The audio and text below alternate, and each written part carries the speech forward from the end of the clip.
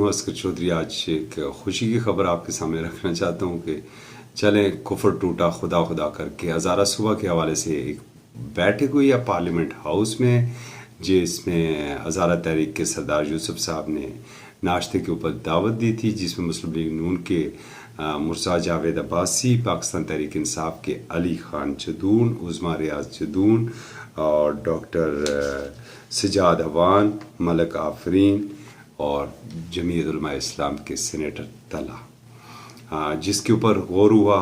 چونکہ جنوبی پنجاب کے صوبے کے حوالے سے کافی باتیں آج کل چل رہی ہیں، حکومت بھی غالباً کچھ راضی ہو رہی ہے، اور ایسے بھی اگر ہزارے سے تعلق رکھنے والے ارکان پارلیمنٹ کی یہ بیٹھک ہے تو اسے ہم خوشائند قرار دیتے ہیں.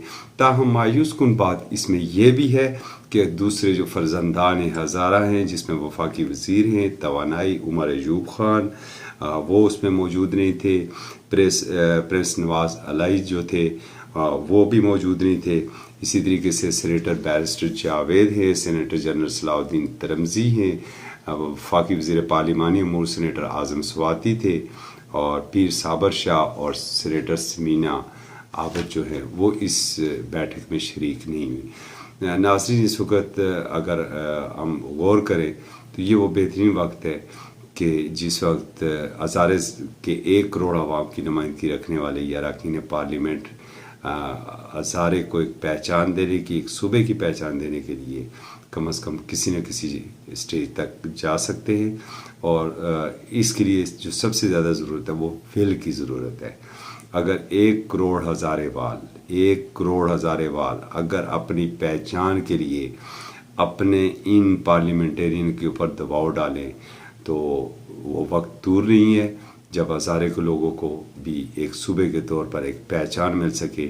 کیونکہ اگر ہم پشاور جاتے ہیں تو وہ ہمیں پنجابی تصور کرتے ہیں، اور اگر ہم سندھ جاتے ہیں یا پنجاب جاتے ہیں تو وہ ہمیں کہتے ہیں نہیں، آپ کا تعلق تو خیبر پختونخوا سے ہے. ہزارے میں وسائل کی کوئی کمی نہیں ہے، صرف اور صرف ول کی کمی ہے. اور ہزارہ تحریک کو زندہ رکھنے میں جہاں ان 12 شہیدوں کا نام ہے، وہاں پر بابا حیدر زمان جو ہزارہ کی پہچان ہیں، ہزارہ کی پہچان تھے، ان کا ایک بڑا اس میں کنٹریبیوشن ہے.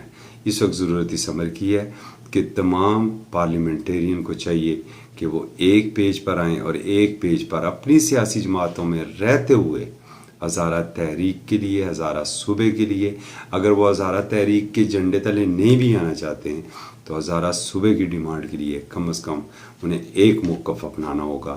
اور اسی ایک موقف سے اس تاثر کی نفی ہو سکتی ہے کہ ہزارہ کے مقاصد کی کرتے ہیں نگہبانی، کبھی دمبا گل کی تھی، کبھی بکرا کوستانی.